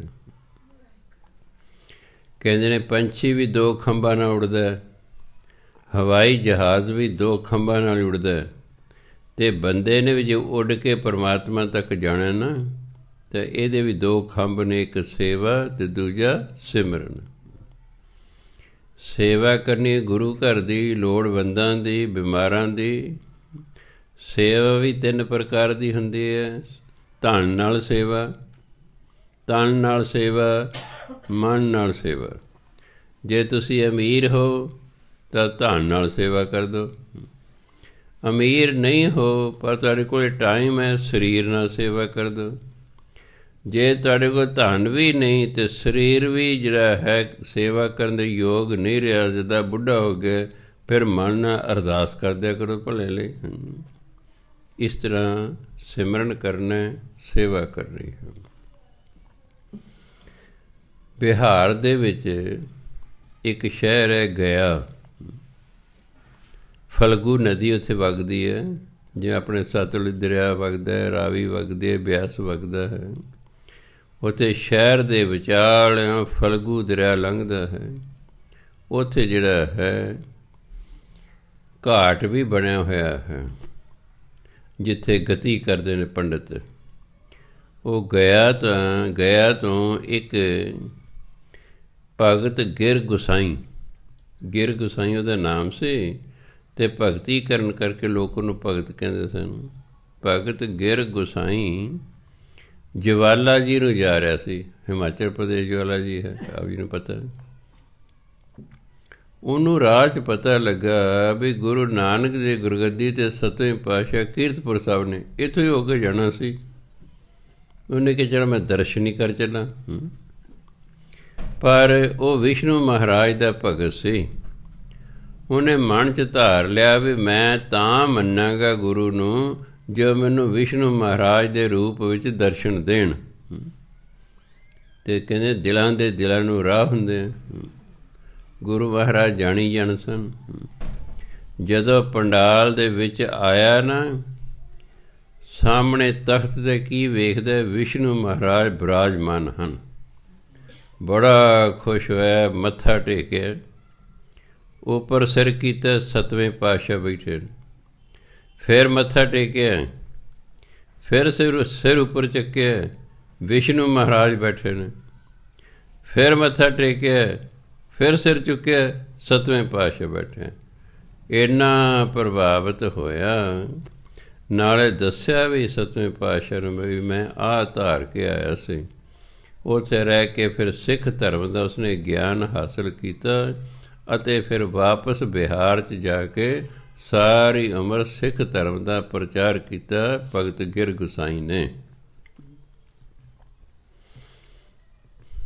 ਇੱਕ ਵਾਰੀ ਦੁਪਹਿਰ ਦਾ ਸਮੇਂ ਸਾਡੇ ਸਾਰੇ ਗੁਰੂਆਂ ਦਾ ਹੁਕਮ ਸੀ ਸੰਗਤ ਨੂੰ ਵੀ ਇਕੱਲੇ ਦੁਕੱਲੇ ਨੇ ਨਹੀਂ ਆਉਣਾ, ਵੀ ਬੇਗਾਨਿਆਂ ਦਾ ਰਾਜ ਹੈ। ਜੇ ਤੁਸੀਂ ਇਕੱਲੇ ਦੁਕੱਲੇ ਆਏ, ਤੁਸੀਂ ਗੁਰੂ ਮਹਾਰਾਜ ਲਈ ਸੁਗਾਤਾਂ ਲੈ ਕੇ ਆਉਂਦੇ ਹੋ, ਦਸਵੰਧ ਲੈ ਕੇ ਆਉਂਦੇ ਹੋ, ਇਹ ਗੁੰਡੇ ਰਾਜ ਤੁਹਾਡੇ ਤੋਂ ਖੋਹ ਲੈਣਗੇ। ਸੰਗਤ ਰਲ ਕੇ ਆਇਆ ਕਰੇ, 15-15, 20-20, 30-30 ਬੰਦੇ ਰਲ ਕੇ ਆਇਆ ਕਰੋ ਅਤੇ ਨਾਲੇ ਨਾਮ ਜਪਦੇ ਆਇਆ ਕਰੋ। ਧਾਰਨਾ 'ਚ ਗਾਇਆ ਕਰੋ। ਇੱਕ ਬੰਦਾ ਅੱਗੇ ਗਾਵੇ, ਢੋਲਕੀ ਛੈਣੇ ਹੋਣ ਨਾਲ, ਢੋਲਕੀ ਵਜਾਉਣ ਵਾਲਾ ਹੋਵੇ, ਛੈਣੇ ਵਜਾਉਣ ਵਾਲਾ ਹੋਵੇ, ਚਮਟਾ ਵਾਲਾ। ਇੱਕ ਜਿਹੜਾ ਧਾਰਨਾ ਲਾਵੇ, ਦੂਜੇ ਮਗਰ ਸਾਰੇ ਉਸ 'ਤੇ ਬੋਲਣ। ਇਸ ਤਰ੍ਹਾਂ ਕੀਰਤਨ ਕਰਦੇ ਆਇਆ ਕਰੋ। ਇੱਕ ਦਿਨ ਦੁਪਹਿਰ ਦਾ ਵੇਲਾ ਹੈ, ਆਪ ਜੀ ਮੰਜੇ 'ਤੇ ਲੇਟੇ ਹੋਏ ਨੇ। ਸੰਗਤ ਜਦੋਂ ਨੇੜੇ ਆਈ ਤਾਂ ਆਪ ਦੇ ਕੰਨਾਂ ਦੇ ਵਿੱਚ ਕੀਰਤਨ ਦੀ ਆਵਾਜ਼ ਪਈ। ਆਪ ਜੀ ਬਾਣੀ ਦੇ ਸਤਿਕਾਰ ਵਜੋਂ ਨਾ ਬੜੀ ਛੇਤੀ ਉੱਠੇ। ਜਦੋਂ ਕਾਹਲੀ ਨਾਲ ਉੱਠੇ ਤਾਂ ਆਪ ਜੀ ਦਾ ਗੋਡਾ ਪਾਵੇ ਨੂੰ ਵੱਜਿਆ ਅਤੇ ਗੋਡੇ ਦੇ ਵਿੱਚ ਖੂਨ ਨਿਕਲਣ ਲੱਗ ਪਿਆ ਹੈ ਅਤੇ ਇੰਨੇ 'ਚ ਇਹਨੂੰ ਸੰਗਤ ਅੰਦਰ ਆ ਗਈ ਹੈ। ਚਲੋ ਸਾਰੀ ਸੰਗਤ ਨੇ ਮੱਥਾ ਟੇਕਿਆ, ਸੰਗਤ ਬੈਠ ਗਈ ਹੈ। ਕਿਸੇ ਨੇ ਪੁੱਛਿਆ, ਮਹਾਰਾਜ ਜੀ ਵੀ ਆ ਤੁਹਾਡੇ ਗੋਡੇ 'ਚ ਖੂਨ ਕਿਉਂ ਨਿਕਲਦਾ ਹੈ? ਕਹਿੰਦੇ ਭਾਈ ਤੁਸੀਂ ਨਾ ਬਾਣੀ ਗਾਇਨ ਕਰਦੇ ਆ ਰਹੇ ਸੀ ਅਤੇ ਅਸੀਂ ਉਦੋਂ ਲੇਟੇ ਹੋਏ ਸੀ ਅਤੇ ਲੇਟੇ ਬਾਣੀ ਨਹੀਂ ਸੁਣਨੀ ਚਾਹੀਦੀ। ਅਸੀਂ ਬਾਣੀ ਦੇ ਸਤਿਕਾਰ ਵਜੋਂ ਛੇਤੀ ਖੜ੍ਹੇ ਹੋਏ ਅਤੇ ਉਹ ਕਾਹਲੀ ਨਾਲ ਸਾਡੇ ਜਿਹੜਾ ਗੋਡਾ ਹੈ ਉਹ ਪਾਵੇ ਨੂੰ ਵੱਜਿਆ, ਇਹ ਤਾਂ ਹੋ ਗਿਆ। ਅੱਜ ਕੱਲ੍ਹ ਤਾਂ ਸਾਨੂੰ ਆਦਤ ਹੈ, ਸਾਹਮਣੇ TV ਲਾ ਰੱਖਿਆ, ਆਸਾ ਦੀ ਵਾਰ ਹੈ, ਕੀਰਤਨ ਆ ਰਿਹਾ, ਆਪਾਂ ਆਪਣਾ ਆਰਾਮ ਨਾਲ ਪਿਆ ਸਰਾਣੇ ਨਾਲ ਲੇਟੇ ਲੇਟੇ ਹੀ ਸੁਣ ਰਹੇ ਹੁੰਦੇ ਹਾਂ, ਲੇਟੇ ਹੋਏ ਹੀ ਬਾਣੀ ਸੁਣ ਰਹੇ ਹੁੰਦੇ ਹਾਂ, ਕੀਰਤਨ ਸੁਣ ਰਹੇ ਹੁੰਦੇ ਹਾਂ, ਕਥਾ ਸੁਣ ਰਹੇ ਹੁੰਦੇ ਹਾਂ। ਗੁਰੂ ਮਹਾਰਾਜ ਨੇ ਕਿਹਾ ਨਹੀਂ, ਬਾਣੀ ਗੁਰੂ ਹੈ, ਗੁਰੂ ਬੋਲ ਰਿਹਾ ਅਤੇ ਤੁਸੀਂ ਲੇਟੇ ਲੇਟੇ ਸੁਣ ਰਹੇ ਹੋ। ਇੱਕ ਬੰਦਾ ਬਾਣੀ ਪੜ੍ਹ ਰਿਹਾ, ਗੁਰੂ ਬੋਲ ਰਿਹਾ ਨਾ, ਅਤੇ ਤੁਸੀਂ ਕਹਿੰਦੇ ਲੇਟੇ ਲੇਟੇ ਸੁਣ ਰਹੇ ਹੋ। ਨਹੀਂ, ਕਹਿੰਦੇ ਸਤਿਕਾਰ ਕਰਨਾ, ਬੈਠੇ ਹੋ ਜਾਣਾ, ਅਤੇ ਜੇ ਸੰਗਤ ਆਈ ਤਾਂ ਫਿਰ ਖੜ੍ਹੇ ਹੋ ਜਾਣਾ ਹੈ। ਸੰਗਤ ਦਾ ਵੀ ਸਤਿਕਾਰ ਹੁੰਦਾ ਹੈ। ਉਹ ਬਾਣੀ ਪੜ੍ਹਦੇ ਆ ਰਹੇ, ਕਹਿੰਦੇ ਅਸੀਂ ਤਾਂ ਬਾਣੀ ਦੇ ਸਤਿਕਾਰ ਵਜੋਂ ਅਸੀਂ ਖੜ੍ਹੇ ਹੋਏ। ਐਂ ਕਿਸੇ ਨੇ ਸ਼ਿਕਾਇਤ ਲਾਤੀ ਹੈ, ਉਹਨੇ ਚਿਰ ਨੂੰ ਔਰੰਗਜ਼ੇਬ ਦਾ ਰਾਜ ਹੋ ਗਿਆ ਹੈ। ਔਰੰਗਜ਼ੇਬ ਨੇ ਗੁਰੂ ਮਹਾਰਾਜ ਚਿੱਠੀ ਲਿਖੀ ਹੈ, ਸੁਨੇਹਾ ਭੇਜਿਆ ਕਿ ਤੁਹਾਡੇ ਵਿਰੁੱਧ ਸ਼ਿਕਾਇਤਾਂ ਆਈਆਂ ਨੇ, ਤੁਸੀਂ ਆ ਕੇ ਉਹਦੇ ਉੱਤਰ ਦਿਓ। ਗੁਰੂ ਮਹਾਰਾਜ ਨੇ ਆਪਣੇ ਵੱਡੇ ਸਪੁੱਤਰ, ਕਿਉਂਕਿ 7ਵੇਂ ਪਾਤਸ਼ਾਹ ਦੇ 2 ਸਾਹਿਬਜ਼ਾਦੇ ਸਨ, ਇੱਕ ਰਾਮ ਰਾਏ ਅਤੇ ਇੱਕ ਸ਼੍ਰੀ ਹਰਿਕ੍ਰਿਸ਼ਨ ਜੀ ਮਹਾਰਾਜ। ਰਾਮ ਰਾਏ ਵੱਡੇ ਸਨ ਅਤੇ ਸ਼੍ਰੀ ਕ੍ਰਿਸ਼ਨ ਜੀ ਮਹਾਰਾਜ ਛੋਟੇ ਸਨ, ਹਰਿਕ੍ਰਿਸ਼ਨ ਜੀ ਮਹਾਰਾਜ। ਰਾਮ ਰਾਏ ਨੂੰ 84 ਸ਼ਕਤੀਆਂ ਦੇ ਕੇ ਭੇਜਿਆ ਅਤੇ ਕਿਹਾ ਵੀ ਤੂੰ ਡਰਨਾ ਨਹੀਂ ਔਰੰਗਜ਼ੇਬ ਤੋਂ, ਅਸੀਂ ਤੇਰੇ ਨਾਲ ਹੋਵਾਂਗੇ, ਡਰਨਾ ਨਹੀਂ, ਜੋ ਤੇਰੇ ਤੋਂ ਪੁੱਛਿਓ ਸੱਚੋ ਸੱਚ ਦੱਸਣਾ ਹੈ। ਕਹਿੰਦੇ 7 ਬਚਨ। ਚਲੇ ਗਏ ਦਿੱਲੀ। ਇਹ ਜਿਹੜੇ ਮੁਸਲਮਾਨ ਨੇ ਨਾ, ਇਹ ਸਿਰਫ ਉਸ ਬੰਦੇ ਨੂੰ ਮਹਾਨਤਾ ਦਿੰਦੇ ਨੇ ਜਿਹਦੇ ਕੋਲ ਕੋਈ ਰਿੱਧੀ ਸਿੱਧੀ ਹੋਵੇ, ਉਹਨੂੰ ਕਹਿੰਦੇ ਕਰਾਮਾਤ ਕਹਿੰਦੇ। ਇਹ ਜਿਹਦੇ ਕੋਲ ਕਰਾਮਾਤ ਹੈ ਉਸ ਤੋਂ ਡਰਦੇ ਨੇ। ਇਹ ਦੂਜਿਆਂ ਨੂੰ ਤਾਂ ਐਵੇਂ ਹੀ ਗਿਣਦੇ ਨੇ। ਪੰਚਮ ਪਾਤਸ਼ਾਹ ਨੇ ਤੱਤੀ ਤਵਤੀ ਇਸ ਲਈ ਬਿਠਾਤਾ ਵੀ ਇਹਨਾਂ ਦੇ ਕੋਈ ਕਰਾਮਾਤ ਇਹਦੇ ਕੋਲ ਕੋਈ ਨਹੀਂ, ਤਾਂ ਐਵੇਂ ਹੀ ਹੈ। 9ਵੇਂ ਪਾਤਸ਼ਾਹ ਨੂੰ ਕਿਹਾ ਕੋਈ ਕਰਾਮਾਤ ਵਿਖਾਓ, ਉਹ ਕਹਿੰਦੇ ਅਸੀਂ ਨਹੀਂ ਕਰਾਮਾਤ ਵਿਖਾਉਣੀ, ਰੰਗ ਸਮਝੇ ਤਾਂ ਐਵੇਂ ਹੀ ਨੇ, ਔਰ ਕਤਲ ਕਰਤਾ ਜਿਹਨੂੰ ਆਪਾਂ ਸ਼ਹੀਦ ਕਹਿੰਦੇ। ਉਹ ਸਿਰ ਉਸੇ ਤੋਂ ਡਰਦੇ ਨੇ ਜਿਹੜਾ ਕਰਾਮਾਤ ਵਿਖਾਵੇ। ਬੜੀਆਂ ਕਰਾਮਾਤਾਂ ਵਿਖਾਈਆਂ, ਔਰੰਗਜ਼ੇਬ ਬੜਾ ਪ੍ਰਭਾਵਿਤ ਹੋਇਆ, ਬੜਾ ਪ੍ਰਭਾਵਿਤ ਹੋਇਆ। ਕਾਜ਼ੀਆਂ ਨੇ ਸੋਚਿਆ ਵੀ ਇਹ ਤਾਂ ਸਗੋਂ ਬੜੀ, ਇਹ ਤਾਂ ਔਰੰਗਜ਼ੇਬ ਬੜਾ ਸਤਿਕਾਰ ਕਰਦਾ, ਵੀ ਇਹ ਤਾਂ ਸ਼ਿਕਾਇਤ ਲਾਈ ਸੀ ਅਤੇ ਉਹਦੇ ਸਤਿਕਾਰ ਕਰਦੇ ਬੜਾ। ਇੱਕ ਬੰਦਾ ਕਹਿੰਦਾ ਦੇਖੋ ਜੀ, ਹਿੰਦੂਆਂ ਦੇ ਗ੍ਰੰਥਾਂ ਬੜੀਆਂ ਗੱਪਾਂ ਲਿਖੀਆਂ ਹੋਈਆਂ ਹਨ। ਰਾਮ ਰਾਏ ਜੀ ਕਹਿੰਦੇ ਵੀ ਕਿਹੜੀ ਗੱਪ ਲਿਖੀ ਹੈ? ਕਹਿੰਦੇ ਦੇਖੋ ਲਿਖਿਆ ਜੀ ਵੀ ਕ੍ਰਿਸ਼ਨ ਮਹਾਰਾਜ ਨੇ ਨਾ ਆਪਣੀ ਚੀਚੀ 'ਤੇ ਗੋਵਰਧਨ ਪਹਾੜ ਚੱਕਤਾ। ਕਹਿੰਦੇ ਐਂ ਕਿਵੇਂ ਹੋ ਸਕਦਾ? ਰਾਮ ਰਾਏ ਜੀ ਕਹਿੰਦੇ ਦੇਖੋ, ਉਹ ਤਾਂ ਦੁਆਪਰ ਯੁੱਗ ਦੇ ਪੈਗੰਬਰ ਸਨ, ਅਵਤਾਰ ਸਨ। ਮੈਂ ਕੋਈ ਗੁਰੂ ਨਹੀਂ, ਮੈਂ ਕੋਈ ਪੈਗੰਬਰ ਅਵਤਾਰ ਨਹੀਂ, ਪਰ ਮੈਂ ਹੀ ਤੈਨੂੰ ਵਿਖਾ ਦਿੰਦਾ। ਕਹਿੰਦੇ ਉਹ ਸਾਹਮਣੇ ਦੇਖੋ ਮਸਜਿਦ। ਸਾਰੇ ਵੇਖਣ ਲੱਗ ਪਏ। ਰਾਮ ਰਾਏ ਜੀ ਕੋਲ ਇੱਕ ਸੋਟੀ ਸੀ, ਉਹਨਾਂ ਨੇ ਸੋਟੀ ਦਾ ਪਰਲਾ ਸਿਰਾ ਜ਼ਮੀਨ 'ਤੇ ਲਾਇਆ। ਕਹਿੰਦੇ ਉਧਰ ਨੂੰ ਵੇਖੋ ਮਸੀਤ ਵੱਲ। ਹੁਣ ਉਹਨਾਂ ਸੋਟੀ ਉੱਪਰ ਨੂੰ ਚੱਕਣੀ ਸ਼ੁਰੂ ਕਰਤੀ, ਮਸੀਤ ਉੱਪਰ ਨੂੰ ਜਾ ਰਹੀ ਹੈ। 10 ਫੁੱਟ ਧਰਤੀ ਤੋਂ ਉੱਪਰ ਮਸੀਤ ਚੱਕਤੀ। ਫਿਰ ਇਸੇ ਤਰ੍ਹਾਂ ਹੌਲੀ ਹੌਲੀ ਹੌਲੀ ਹੇਠਾਂ ਪਹਿਲੀ ਥਾਂ 'ਤੇ ਟਿਕਾਤੀ। ਕਹਿੰਦੇ ਜੇ ਮੈਂ ਮਸੀਤ ਚੱਕ ਸਕਦਾ ਹਾਂ ਤਾਂ ਫਿਰ ਕ੍ਰਿਸ਼ਨ ਮਹਾਰਾਜ ਪਹਾੜ ਕਿਉਂ ਨਹੀਂ ਚੱਕ ਸਕਦੇ? ਉਸ ਵਕਤ ਦੂਜੇ ਹੋਰ ਵੀ ਜ਼ਿਆਦਾ ਪ੍ਰਭਾਵਿਤ ਹੋ ਗਏ, ਤਾਂ ਬੜੀ ਸ਼ਕਤੀਆਂ ਦਾ ਮਾਲਕ ਹੈ। ਇੱਕ ਵਾਰੀ ਇਸ ਤਰ੍ਹਾਂ ਦਰਬਾਰ ਲੱਗਾ, ਇੱਕ ਕਹਿੰਦਾ ਦੇਖੋ ਜੀ ਰਾਜਨ, ਜਿਹੜਾ 5ਵੇਂ ਗੁਰੂ ਨੇ ਗ੍ਰੰਥ ਲਿਖਿਆ ਨਾ, ਉਹ 'ਚ ਲਿਖਿਆ ਮਿੱਟੀ ਮੁਸਲਮਾਨ ਕੀ ਪੇੜੇ ਪਈ ਘੁਮਿਆਰ, ਘੜ ਭਾਂਡੇ ਇੱਟਾਂ ਕੀਆਂ ਜਲਦੀ ਕਰੇ ਪੁਕਾਰ। ਦੇਖੋ ਜੀ ਕਹਿੰਦੇ ਵੀ ਮੁਸਲਮਾਨ ਦੀ ਮਿੱਟੀ ਨੂੰ ਸਾੜ ਰਹੇ ਨੇ ਜੀ। ਇਹ ਮੁਸਲਮਾਨਾਂ ਦੇ ਵਿੱਚ ਇਹ ਪ੍ਰਚਲਿਤ ਹੈ ਕਿ ਜਿਹੜਾ ਨੂੰ ਜਾਏਗਾ, ਮੁਸਲਮਾਨ ਦੇ ਮੁਰਦਾ ਜਿਹੜਾ ਜਾਏ, ਉਹ ਜਿਹੜਾ ਮੁਸਲਮਾਨ ਉਹ ਨਰਕਾਂ ਨੂੰ ਚਲਿਆ ਜਾਏਗਾ। ਇਸ ਲਈ ਉਹ ਦੱਬਦੇ ਨੇ, ਜਲਾਉਂਦੇ ਨਹੀਂ ਹੈਗੇ ਆਪਣੇ। ਕਹਿੰਦੇ ਦੇਖੋ ਜੀ ਐਂ ਲਿਖਿਆ ਜੀ, ਮੁਸਲਮਾਨ ਦੀ ਕਬਰ ਦੀ ਮਿੱਟੀ ਸੀ ਜੀ, ਕੋਈ ਘੁਮਿਆਰ ਪੁੱਟ ਕੇ ਲੈ ਗਿਆ ਜੀ, ਉਹਨੇ ਇੱਟਾਂ ਬਣਾਈਆਂ ਜੀ, ਉਹ ਆਵੇ 'ਚ ਰੱਖੀਆਂ ਜੀ, ਉਹ ਮਿੱਟੀ ਸੜ ਰਹੀ ਹੈ ਜੀ। ਐਂ ਲਿਖਿਆ ਜੀ। ਔਰੰਗਜ਼ੇਬ ਪੁੱਛਦਾ ਰਾਮ ਰਾਏ ਨੂੰ, ਰਾਮ ਰਾਏ ਜੀ ਇਸ ਤਰ੍ਹਾਂ ਲਿਖਿਆ ਹੋਇਆ? ਰਾਮ ਰਾਏ ਨੇ ਸੋਚਿਆ ਵਾਹਵਾ ਟੌਰ ਬਣੀ ਹੋਈ ਹੈ ਵੀ ਕਾਹਨੂੰ ਖਰਾਬ ਕਰਨੀ ਹੈ। ਰਾਮ ਰਾਏ ਜੀ ਕਹਿੰਦੇ ਨਹੀਂ ਜੀ, ਗੁਰੂ ਨਾਨਕ ਨੇ ਲਿਖਿਆ ਸੀ ਮਿੱਟੀ ਬੇਈਮਾਨ ਕੀ, ਇਹ ਤਾਂ ਬਾਅਦ 'ਚ ਕਿਸੇ ਨੇ ਲਿਖਤਾ ਮਿੱਟੀ ਮੁਸਲਮਾਨ ਕੀ। ਉਹਨੇ ਕਿਹਾ ਵੀ ਹੋ ਸਕਦਾ ਲਿਖਤਾ ਹੋਵੇ ਕਿਸੇ ਨੇ, ਚਲੋ ਗੱਲ ਖਤਮ ਹੋ ਗਈ। ਨਾਲ ਜਿਹੜੇ ਗਏ ਹੋਏ ਸਨ ਉਹਨਾਂ ਨੇ 7ਵੇਂ ਪਾਤਸ਼ਾਹ ਨੂੰ ਪਾਤੀ ਚਿੱਠੀ ਵੀ ਤੁਹਾਡੇ ਸਾਹਿਬਜ਼ਾਦੇ ਨੇ ਗੁਰਬਾਣੀ ਦਾ ਇੱਕ ਸ਼ਬਦ ਬਦਲ ਦਿੱਤਾ ਹੈ। ਗੁਰੂ ਮਹਾਰਾਜ ਨੇ ਸੁਨੇਹਾ ਭੇਜਤਾ ਕਿ ਤੂੰ ਜਿਹਨੂੰ ਖੁਸ਼ ਕਰ ਲਈ ਸ਼ਬਦ ਬਦਲਿਆ ਨਾ, ਉਸ ਨੂੰ ਖੁਸ਼ ਕਰ, ਸਾਡੇ ਮੱਥੇ ਨਹੀਂ ਲੱਗਣਾ ਤੂੰ। ਉਹ ਕਹਿੰਦੇ ਵੀ ਸਾਡੇ ਮੱਥੇ ਨਹੀਂ ਮੁੜ ਕੇ ਲੱਗਣਾ, ਤੇਰੀ ਕੀ ਤਾਕਤ ਹੈ, ਤੂੰ ਗੁਰਬਾਣੀ ਦੇ ਇੱਕ ਸ਼ਬਦ ਬਦਲ ਦਿੱਤਾ। ਅੱਜ ਤੂੰ ਸ਼ਬਦ ਬਦਲੇ, ਕੱਲ੍ਹ ਨੂੰ ਕੋਈ ਇੱਕ ਪਹਿਰਾ ਬਦਲ ਦੇਗਾ। ਇਸ ਲਈ ਤੈਨੂੰ ਕੋਈ ਮਾਫੀ ਨਹੀਂ ਮਿਲ ਸਕਦੀ। ਉਹ ਆਏ ਵੀ ਸੀ ਰਾਮ ਰਾਏ ਜੀ ਕੀਰਤਪੁਰ ਸਾਹਿਬ ਮਾਫੀ ਮੰਗਣ, ਗੁਰੂ ਮਹਾਰਾਜ ਨਹੀਂ, ਮਾਫੀ ਨਹੀਂ ਮਿਲ ਸਕਦੀ। ਇਹ ਤਾਂ ਐਡੀ ਵੱਡੀ ਗਲਤੀ ਕੀਤੀ ਹੈ, ਮਾਫੀ ਨਹੀਂ ਮਿਲ ਸਕਦੀ। ਅੱਜ ਤੈਨੂੰ ਮਾਫੀ ਦਿੰਦੇ ਹਾਂ, ਕੱਲ੍ਹ ਨੂੰ ਕੋਈ ਹੋਰ ਲਿਖ ਦੇਗਾ, ਫਿਰ ਉਹ ਮਾਫੀ ਮੰਗੇਗਾ, ਨਹੀਂ ਮਾਫੀ ਨਹੀਂ ਮਿਲਦੀ।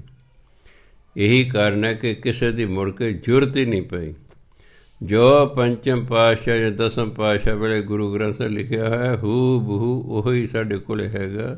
ਕੋਈ ਇੱਕ ਸ਼ਬਦ ਵੀ ਇਸ ਦਾ ਨਹੀਂ ਬਦਲ ਸਕਦਾ ਕਿਉਂਕਿ ਰੱਬੀ ਬਾਣੀ ਹੈ। ਇਸ ਲਈ ਫਿਰ ਰਾਮ ਰਾਏ ਜੀ ਨੂੰ, ਕਿਉਂਕਿ ਜਿਹੜੇ ਸਰਕਾਰਾਂ ਨੇ ਇਹ ਤਾਂ ਹਮੇਸ਼ਾ ਚਾਹੁੰਦੀਆਂ ਫੁੱਟ ਪਵੇ, ਪਾੜੋ ਅਤੇ ਰਾਜ ਕਰੋ, ਇਹ ਸ਼ੁਰੂ ਤੋਂ ਹੀ ਹੈ। ਇਹ ਤਾਂ ਐਵੇਂ ਅੰਗਰੇਜ਼ਾਂ ਨੂੰ ਬਦਨਾਮ ਕਰਦੇ, ਡਿਵਾਈਡ ਐਂਡ ਰੂਲ ਜੀ ਚਲਾਇਆ ਉਹਨਾਂ ਨੇ। ਸ਼ੁਰੂ ਤੋਂ ਹੀ ਸਾਰੇ ਰਾਜੇ ਹੀ ਕੋਸ਼ਿਸ਼ ਕਰਦੇ ਨੇ ਵੀ ਲੋਕਾਂ ਨੂੰ ਪਾੜ ਕੇ ਰੱਖੋ ਤਾਂ ਜੋ ਰਾਜ ਕਰਨਾ ਆਸਾਨ ਹੋ ਜਾਵੇ। ਜਾਤਾਂ ਦੇ ਆਧਾਰ 'ਤੇ, ਧਰਮਾਂ ਦੇ ਆਧਾਰ 'ਤੇ, ਬੋਲੀਆਂ ਦੇ ਆਧਾਰ 'ਤੇ। ਹੁਣ ਵੀ ਇਹੀ ਕੁਛ ਹੀ ਚੱਲ ਰਿਹਾ, ਹੁਣ ਵੀ ਇਹੀ ਕੁਛ ਚੱਲ ਰਿਹਾ। ਸੋ ਜਿਹਨੂੰ ਅੱਜ ਕੱਲ੍ਹ ਦੇਹਰਾਦੂਨ ਕਹਿੰਦੇ ਆ, ਇਹ ਕੁਛ ਨਹੀਂ ਸੀ ਇੱਥੇ। ਉਹ ਦੂਨ ਉਹ ਥਾਂ ਹੁੰਦੀ ਹੈ, ਦੋ ਪਹਾੜਾਂ ਦੇ ਵਿੱਚ ਜਿਹੜੀ ਪੱਧਰੀ ਥਾਂ ਹੈ ਉਹਨੂੰ ਦੂਨ ਕਹਿੰਦੇ, DOON ਦੂਨ।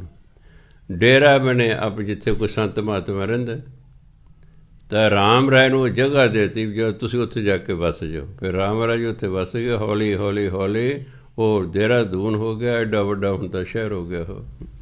ਪਰ ਗੁਰੂ ਮਹਾਰਾਜ ਨੇ ਉਹਨੂੰ ਆਪਣੇ ਮੱਥੇ ਨਹੀਂ ਲਾਇਆ, ਆਪਣੇ ਘਰ ਨਹੀਂ ਵੜਨ ਦਿੱਤਾ।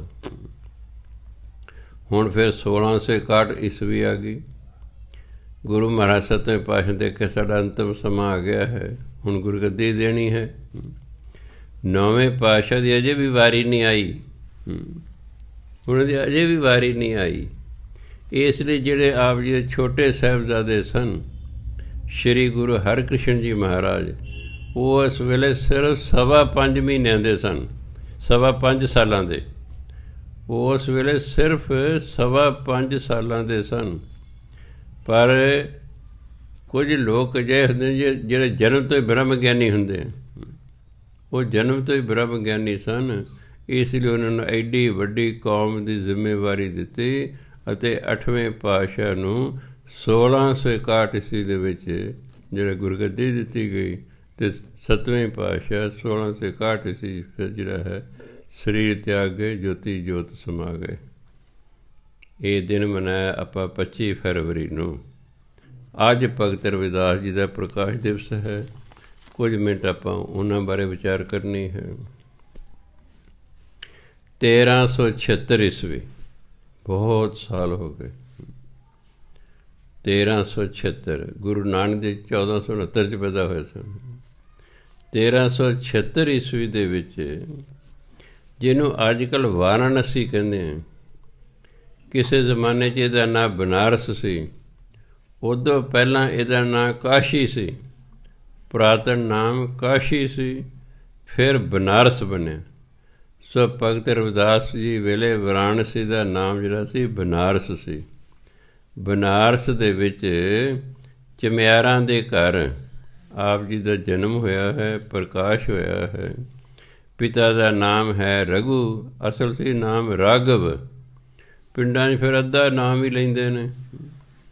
ਸੋ ਪਿਤਾ ਰਘੂ ਅਤੇ ਮਾਤਾ ਸੀ ਧੁਰਬਿਨੀਆ। ਸੋ ਬਨਾਰਸ ਦੇ ਵਿੱਚ 1376 ਈਸਵੀ ਨੂੰ ਆਪ ਜੀ ਦਾ ਚਮਿਆਰ ਪਰਿਵਾਰ ਦੇ ਵਿੱਚ ਪ੍ਰਕਾਸ਼ ਹੋਇਆ ਹੈ। ਪਿਤਾ ਦਾ ਕੰਮ ਕੀ ਸੀ? ਮਰੇ ਹੋਏ ਡੰਗਰ ਢੋਣੇ, ਉਹਨਾਂ ਦੀ ਖੱਲ ਲਾਉਣੀ, ਉਸ ਤੋਂ ਜੁੱਤੀਆਂ ਬਣਾਉਣੀਆਂ, ਜੁੱਤੀਆਂ ਗੰਢਣੀਆਂ, ਇਹ ਕੰਮ ਸੀ ਪਿਤਾ ਦਾ। ਆਪ ਜੀ ਜਦੋਂ ਥੋੜ੍ਹੇ ਜਿਹੇ ਵੱਡੇ ਹੋਏ, ਪਿਤਾ ਦੇ ਨਾਲ ਹੀ ਇਹ ਜੁੱਤੀਆਂ ਦਾ ਕੰਮ ਕਰਨਾ ਸ਼ੁਰੂ ਆਪ ਜੀ ਨੇ ਕਰਤਾ ਹੈ।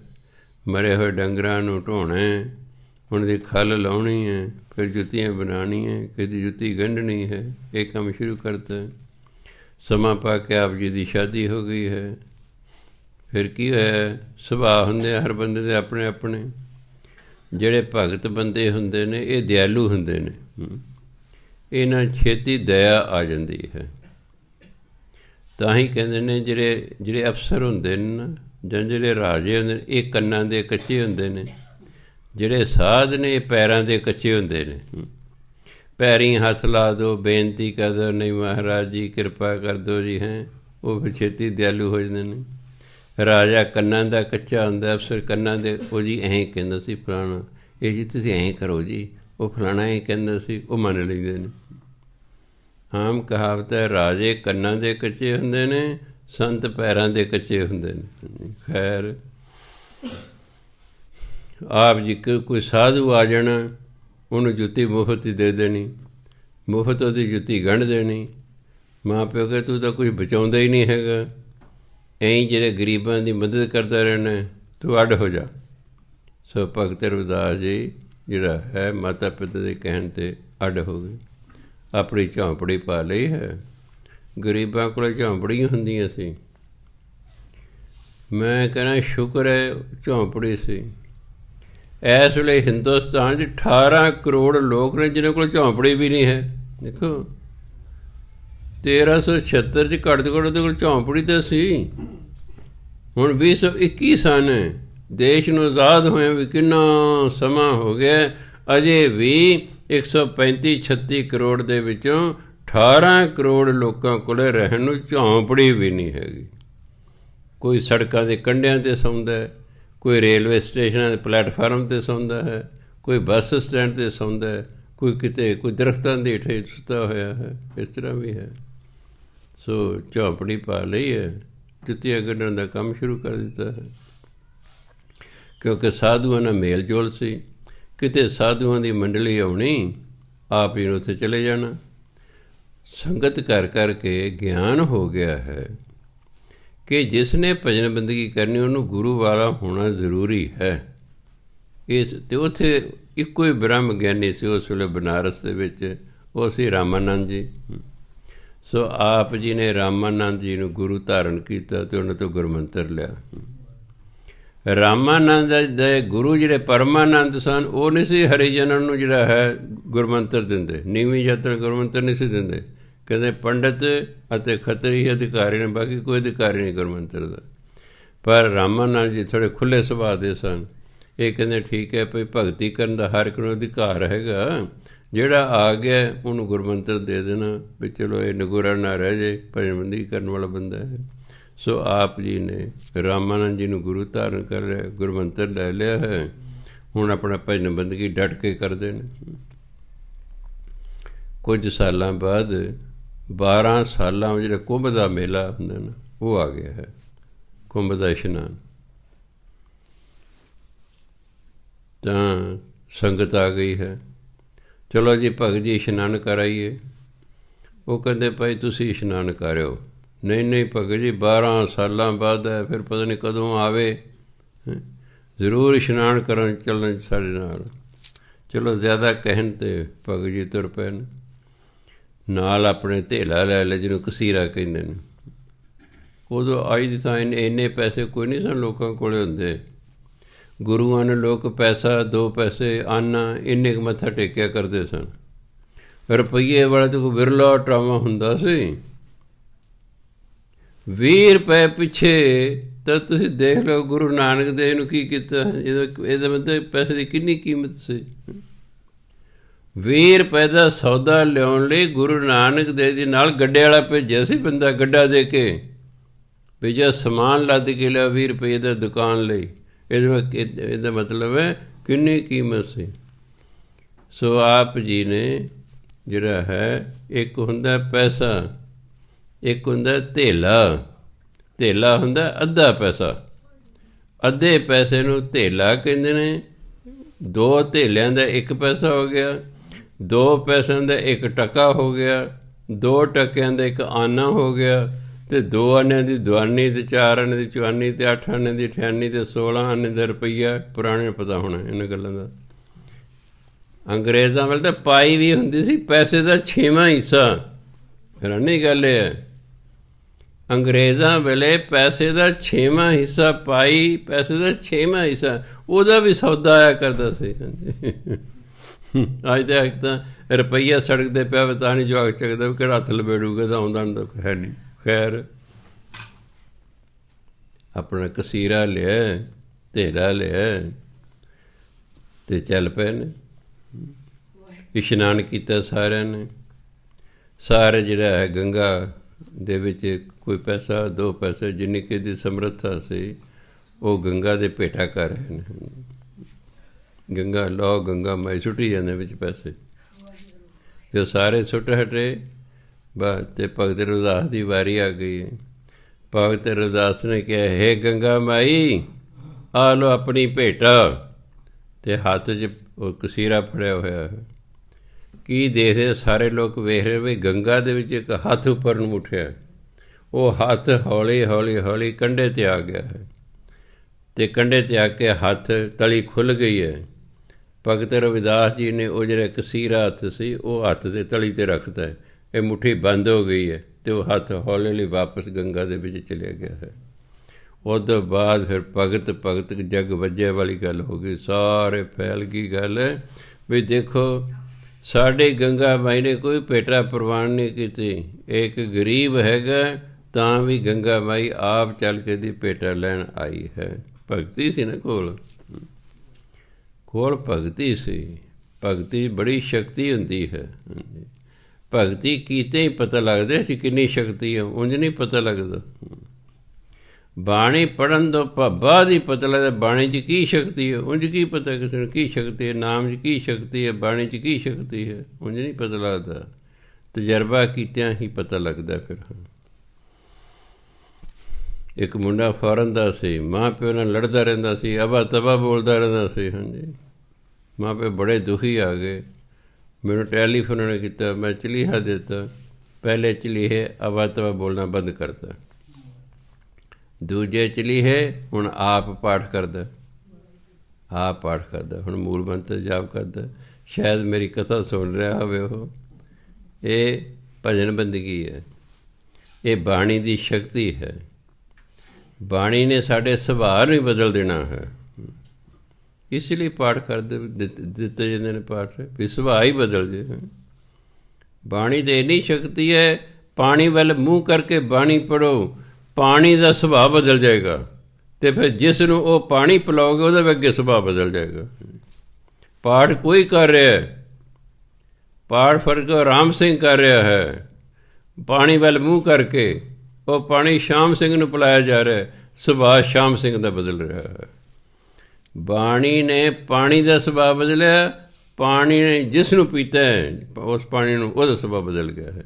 ਬਾਣੀ 'ਤੇ ਇੰਨੀ ਤਾਕਤ ਹੈ, ਪਰ ਨਾ ਲੋਕਾਂ ਨੂੰ ਪਤਾ ਹੋਣ ਕਰਕੇ ਉਹ ਗੱਲ ਹੈ, ਅਸੀਂ ਗੰਗਾ ਦੇ ਕੰਢੇ ਬੈਠੇ ਹੋਏ ਪੈਸੇ ਮਰ ਰਹੇ ਹਾਂ। ਮਰੀ ਜਾਓ ਭਾਈ, ਹੁਣ ਕਿਆ ਕਰੀਏ। ਗੰਗਾ ਦੇ ਕੰਢੇ ਬਹਿ ਕੇ ਵੀ ਜੇ ਕੋਈ ਪਿਆਸਾ ਮਰ ਜਾਏ ਤਾਂ ਫਿਰ ਉਹਨੂੰ ਹੋਰ ਕੌਣ ਸਿਆਣਾ ਫਿਰ ਕਹੇਗਾ।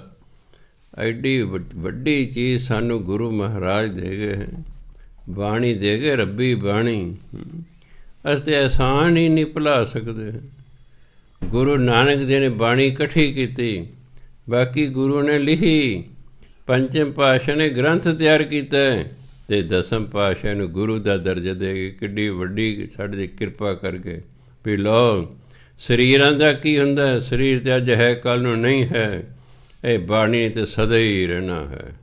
ਬਾਣੀ ਪੜ੍ਹੋ, ਇਹਦੇ ਅਨੁਸਾਰ ਜੀਵਨ ਜਿਵੋ, ਬਾਣੀ ਪੜ੍ਹੋ ਅਤੇ ਲਾਭ ਇਹਦੇ ਉਠਾਓ ਅਤੇ ਮੌਜ ਕਰੋ। ਸੋ ਸਮਾਂ ਬੀਤਦਾ ਗਿਆ। ਇੱਕ ਵਾਰ ਚਿਤੌੜ ਦੀ ਜਿਹੜੀ ਰਾਣੀ ਸੀ ਉਹ ਆਈ ਬਨਾਰਸ ਆਪਣਾ ਤੀਰਥ ਯਾਤਰਾ ਕਰਨ। ਅਮੀਰ ਹੋਣ ਕਰਕੇ ਊਠਾਂ 'ਤੇ ਸਮਾਨ ਲੱਦਿਆ ਹੋਇਆ ਹੈ ਵੀ ਉੱਥੇ ਪੰਡਤਾਂ ਨੂੰ ਦਾਨ ਕਰਕੇ ਆਵਾਂਗੀ। ਚਲੋ ਫਿਰਦੀ ਰਹੀ। ਕਿਸੇ ਨੇ ਗੱਲ ਕੀਤੀ ਵੀ ਇੱਥੇ ਕੋਈ ਭਜਨ ਬੰਦਗੀ ਵਾਲਾ ਬੰਦਾ ਵੀ ਹੈ। ਲੋਕਾਂ ਦੱਸਿਆ ਜੀ ਭਗਤ ਰਵਿਦਾਸ ਇੱਕ, ਉਹ ਬਹੁਤ ਭਜਨ ਬੰਦਗੀ ਕਰਨ ਵਾਲਾ ਹੈ ਅਤੇ ਬਹੁਤ ਸ਼ਕਤੀਆਂ ਦਾ ਮਾਲਕ ਹੈ, ਤੁਸੀਂ ਉਹਨਾਂ ਨੂੰ ਮਿਲੋ। ਰਾਣੀ ਉਹਨਾਂ ਕੋਲ ਆ ਗਈ ਹੈ। ਚਲੋ ਭਗਤ ਜੀ ਨੇ ਸਤਿਕਾਰ ਕੀਤਾ ਹੈ। ਵਿਚਾਰ ਵਟਾਂਦਰਾ ਹੋਇਆ। ਉਹ ਰਾਣੀ ਵਿਚਾਰਾਂ ਤੋਂ ਬੜੀ ਪ੍ਰਭਾਵਿਤ ਹੋਈ ਹੈ। ਜਿੰਨਾ ਪੰਡਤਾਂ ਨੂੰ ਸਮਾਨ ਲੈ ਕੇ ਦਾਨ ਕਰਨ ਲਈ ਆਈ ਸੀ ਨਾ, ਉਹ ਸਾਰਾ ਭਗਤ ਰਵਿਦਾਸ ਜੀ ਨੂੰ ਦੇਤਾ ਹੈ। ਪੰਡਤਾਂ ਨੂੰ ਤਾਂ ਅੱਗ ਲੱਗ ਗਈ ਵੀ ਹਾਏ ਹੋਏ, ਇਹ ਤਾਂ ਸਾਨੂੰ ਮਿਲਣਾ ਸੀ, ਇਹ ਤਾਂ ਇਹਨੂੰ ਦੇ ਗਈ ਹੈ। ਖੈਰ ਇਹ ਤਾਂ ਦੇਣ ਵਾਲੇ ਦੀ ਮਰਜ਼ੀ ਹੈ ਭਾਈ, ਦਾਤ ਹੈ ਜਿਵੇਂ ਦਾਤੇ ਦੀ ਦਾਤ ਹੈ, ਕਿਸੇ ਨੂੰ ਦੇਵੇ। ਦਾਨੀ ਕਿਸੇ ਨੂੰ ਦਾਨ ਕਰੇ, ਦੂਜੇ ਦਾ ਕੋਈ ਜ਼ੋਰ ਥੋੜ੍ਹਾ ਚੱਲ ਸਕਦਾ ਹੈ। ਖੈਰ ਸੋ ਉਹ ਰਾਣੀ ਇੰਨੀ ਪ੍ਰਭਾਵਿਤ ਹੋਈ, ਉਹਨੇ ਭਗਤ ਰਵਿਦਾਸ ਜੀ ਨੂੰ ਗੁਰੂ ਧਾਰਨ ਕਰ ਲਿਆ, ਕਿਉਂਕਿ ਉਦੋਂ ਉਹਨੇ ਜਿਵੇਂ ਰਾਮਾਨੰਦ ਜੀ ਸਰੀਰ ਤਿਆਗ ਚੁੱਕੇ ਸਨ। ਭਗਤ ਰਵਿਦਾਸ ਜੀ ਦਾ ਨਾਮ ਬਹੁਤ ਚੱਲ ਰਿਹਾ ਸੀ ਬਨਾਰਸ ਦੇ ਵਿੱਚ। ਰਾਣੀ ਝਾਲੀ ਬਾਈ ਨੇ, ਚਿਤੌੜ ਦੀ ਰਾਣੀ ਨੇ ਭਗਤ ਰਵਿਦਾਸ ਜੀ ਨੂੰ ਗੁਰੂ ਧਾਰਨ ਕਰ ਲਿਆ ਹੈ। ਵਾਪਸ ਜਾ ਕੇ ਆਪਣੇ ਘਰ ਵਾਲੇ ਨਾਲ ਗੱਲਬਾਤ ਕੀਤੀ ਹੈ ਅਤੇ ਇੱਛਾ ਜ਼ਾਹਰ ਕੀਤੀ ਵੀ ਆਪਾਂ ਗੁਰੂ ਜੀ ਨੂੰ ਸੱਦੀਏ। ਉਹ ਕਹਿੰਦੇ ਕੋਈ ਨਹੀਂ, ਸੱਦ ਲਓ। ਰਾਜੇ ਨੇ ਜਿਹੜਾ ਹੈ ਬੰਦੇ ਭੇਜਦੇ ਨੇ, ਨਾਲ ਚਿੱਠੀ ਭੇਜਤੀ ਹੈ ਅਤੇ ਵੀ ਤੁਸੀਂ ਇੱਥੇ ਆ ਕੇ ਦਰਸ਼ਨ ਦਿਓ ਚਿਤੌੜ। ਭਗਤ ਰਵਿਦਾਸ ਜੀ ਉੱਥੇ ਚਲੇ ਗਏ ਨੇ। ਚਲੋ ਰਾਜਾ ਰਾਣੀ ਨੇ ਬੜਾ ਆਦਰ ਮਾਣ ਸਤਿਕਾਰ ਕੀਤਾ ਹੈ। ਹੁਣ ਦੀ ਇੱਛਾ ਹੋਈ ਵੀ ਸਾਰੇ ਪੰਡਤਾਂ ਨੂੰ ਅਤੇ ਸਾਧੂਆਂ ਨੂੰ ਸੱਦ ਕੇ ਨਾ ਪ੍ਰੀਤੀ ਭੋਜਨ ਕੀਤਾ ਜਾਵੇ। ਚਲੋ ਜੀ ਸਾਰੇ ਸਾਧੂ ਜਿਹੜੇ ਉਹਨਾਂ ਦੇ ਇਲਾਕੇ ਸਨ, ਜਿੰਨੇ ਪੰਡਤ ਸਨ, ਸਾਰੇ ਅੱਜ ਫਲਾਣੇ ਦੇ ਪ੍ਰੀਤੀ ਭੋਜਨ ਆਓ ਜੀ। ਅਮੀਰਾਂ ਦੇ ਸਾਰੇ ਚਲੇ ਜਾਂਦੇ ਨੇ। ਗਰੀਬ ਕੋਈ ਸਾਦਾ ਤਾਂ ਕਈ ਨਾ ਜਾਣਾ ਹੀ ਨਹੀਂ ਸੀ ਉੱਥੇ ਸਾਨੂੰ ਕੀ ਮਿਲਣਾ, ਉੱਥੇ ਕੀ ਮਿਲਣਾ, ਵੱਧ ਦਾਲ ਸਬਜ਼ੀ ਮਿਲੂਗੀ ਅਤੇ ਦਕਸ਼ਣਾ ਤਾਂ ਮਿਲਣੀ ਕੋਈ ਨਹੀਂ ਹੈਗੀ। ਰਾਜਾ ਸੱਦ ਰਿਹਾ, ਜਾ ਰਿਹਾ ਧੜਾ ਧੜ ਵੀ ਹਾਂ ਖਾਣ ਪੀਣ ਨੂੰ ਵਧੀਆ ਮਿਲੂਗਾ ਅਤੇ ਦਕਸ਼ਣਾ ਵੀ ਮਿਲੇਗੀ। ਸਾਧੂ ਵੀ ਆ ਗਏ, ਪੰਡਿਤ ਵੀ ਆ ਗਏ, ਪੰਗਤਾਂ ਵੱਜ ਗਈਆਂ, ਲੱਗ ਗਈਆਂ। ਜਦੋਂ ਪੰਗਤਾਂ ਲੱਗ ਗਈਆਂ ਤਾਂ ਭਗਤ ਰਵਿਦਾਸ ਜੀ ਨੂੰ ਰਾਣੀ ਕਹਿੰਦੀ, ਮਹਾਰਾਜ ਜੀ ਤੁਸੀਂ ਬੈਠੋ ਪੰਗਤ 'ਚ। ਜਦੋਂ ਭਗਤ ਰਵਿਦਾਸ ਜੀ ਪੰਗਤ 'ਚ ਬੈਠੇ, ਸਾਰੇ ਬ੍ਰਾਹਮਣ ਅਤੇ ਸਾਧ ਖੜ੍ਹੇ ਹੋ ਗਏ। ਕਹਿੰਦੇ ਅਸੀਂ ਚਮਿਆਰ ਨਾਲ ਬੈਠ ਕੇ ਰੋਟੀ ਨਹੀਂ ਖਾਵਾਂਗੇ। ਹਾਂ ਅਸੀਂ, ਸਾਡਾ ਪਹਿਲਾਂ ਹੱਕ ਹੈ ਖਾਣ ਦਾ, ਇਹ ਬਾਅਦ 'ਚ ਖਾਵੇ। ਬੜਾ ਔਖਾ ਹੋ ਗਿਆ। ਰਾਣੀ ਸੋਚਦੀ ਹੁਣ ਕੀ ਕਰੀਏ। ਜੇ ਮੈਂ ਇਹ ਕਹਿੰਦੀ ਤੁਸੀਂ ਬਾਅਦ 'ਚ ਖਾ ਲਿਓ ਜੀ, ਅਤੇ ਫਿਰ ਇਹ ਤਾਂ ਮੇਰਾ ਗੁਰੂ ਹੈ, ਇਹਦਾ ਨਿਰਾਦਰ ਹੋਏਗਾ। ਅਤੇ ਜੇ ਮੈਂ ਪੰਡਤਾਂ ਨੂੰ ਕਹਿੰਦੀ ਵੀ ਨਹੀਂ ਪਹਿਲਾਂ ਮੇਰਾ ਗੁਰੂ ਖਾਊਗਾ ਤਾਂ ਇਹਨੇ ਸਾਰੇ ਉੱਠ ਕੇ ਤੁਰ ਜਾਣਾ ਹੈ।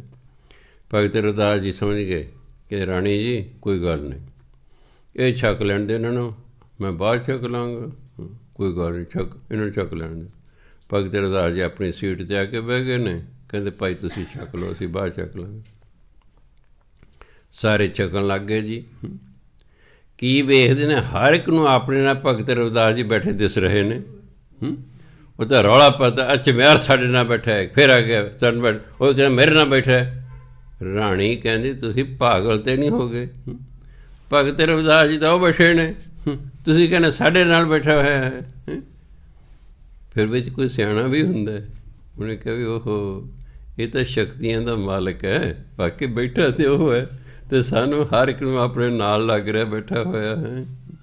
ਫਿਰ ਚਲੋ ਜਿਹੜੇ ਸਿਆਣੇ ਸਨ ਉਹ ਸਮਝ ਗਏ, ਕਹਿੰਦੇ ਕੋਈ ਨਹੀਂ ਰਾਣੀ ਜੀ, ਇਹਨਾਂ ਨੂੰ ਵੀ ਬੇਨਤੀ ਕਰ ਦਿਓ ਇਹ ਵੀ ਸਾਡੇ ਨਾਲ ਹੀ ਬੈਠ ਕੇ ਲੰਗਰ ਛਕ ਲੈਣ। ਚਲੋ ਫਿਰ ਸਾਰਿਆਂ ਨੇ ਲੰਗਰ ਛਕਿਆ। ਫਿਰ ਭਗਤ ਜੀ ਉੱਥੇ ਕੁਝ ਸਮਾਂ ਰਹੇ, ਆਲੇ ਦੁਆਲੇ ਪ੍ਰਚਾਰ ਕੀਤਾ, ਵਾਪਸ ਬਨਾਰਸ ਆ ਗਏ। ਹਾਂਜੀ, ਫਿਰ ਪਰਮਾਤਮਾ ਨੇ ਵੇਖਿਆ ਵੀ ਮੈਂ ਦੇਖਾਂ ਤਾਂ ਸਹੀ ਮੇਰਾ ਭਗਤ ਲਾਲਚ ਤਾਂ ਨਹੀਂ ਕਰਦਾ, ਕੀ ਦਸਾਂ ਨਹੁੰ ਦੀ ਕਿਰਤ ਜੀ ਵਿਸ਼ਵਾਸ ਰੱਖਦਾ ਹੈ। ਜਿਵੇਂ ਸਿੱਖ ਨੂੰ ਸਖਤ ਹੁਕਮ ਹੈ ਗੁਰੂ ਮਹਾਰਾਜ ਦਾ ਕਿ ਤੂੰ ਦਸਾਂ ਨਹੁੰ ਦੀ ਕਿਰਤ ਕਰਨੀ।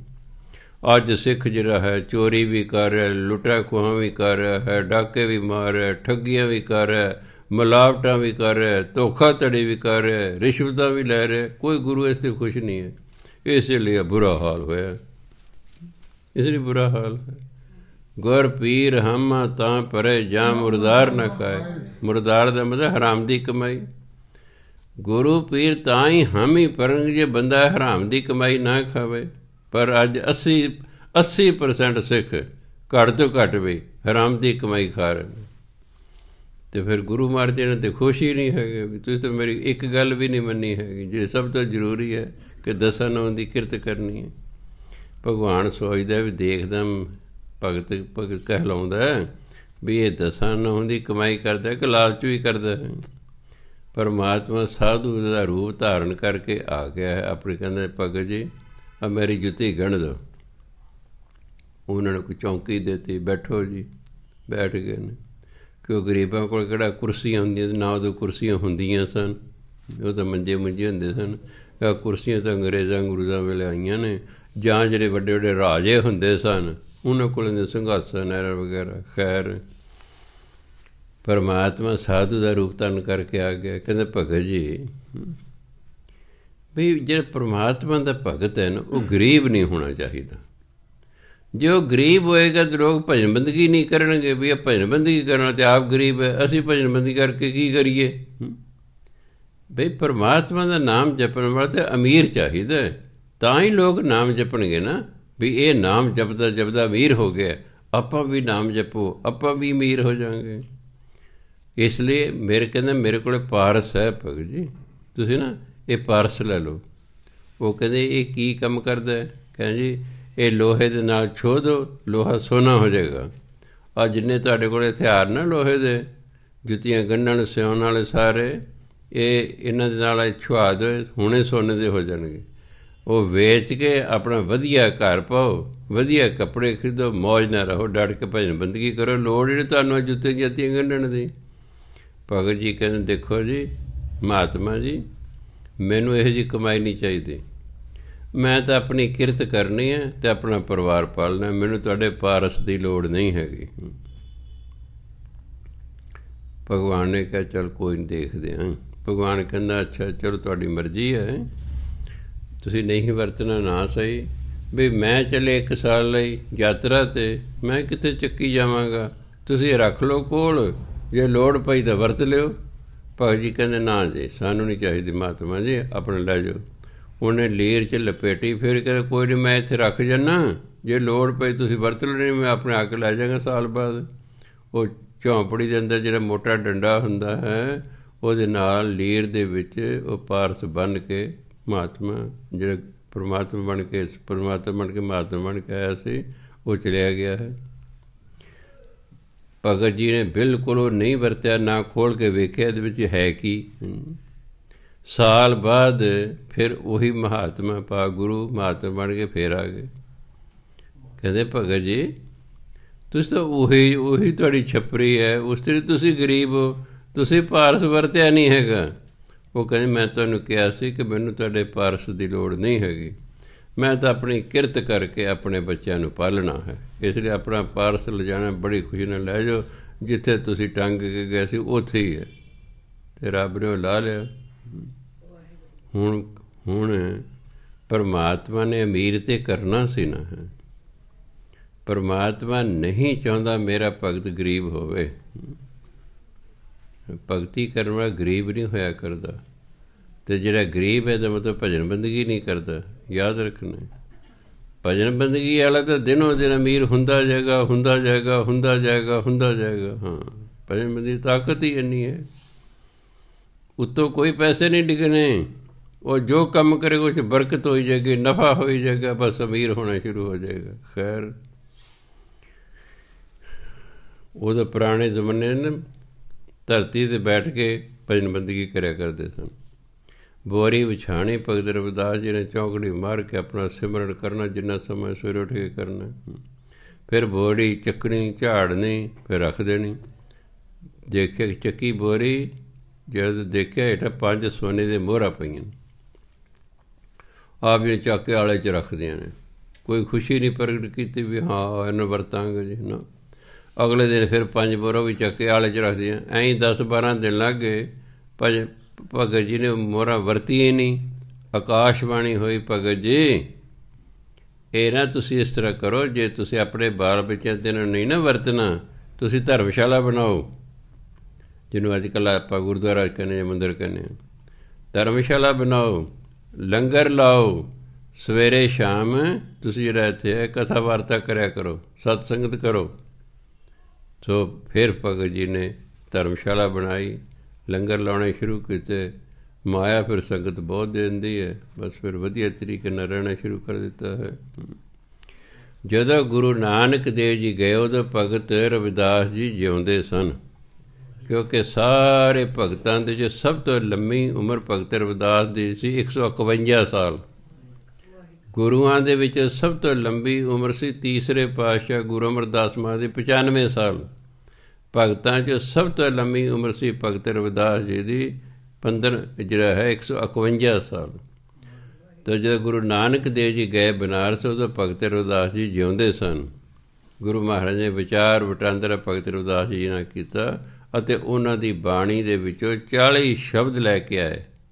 ਗੁਰੂ ਨਾਨਕ ਦੇਵ ਮਹਾਰਾਜ ਕੋਲ ਕਾਪੀ ਹੁੰਦੀ ਸੀ ਕੋਲ, ਉਹ ਸ਼ਬਦ 40 ਸ਼ਬਦ ਉਹਨੇ ਆਪਣੀ ਕਾਪੀ 'ਚ ਨੋਟ ਕਰ ਲਏ।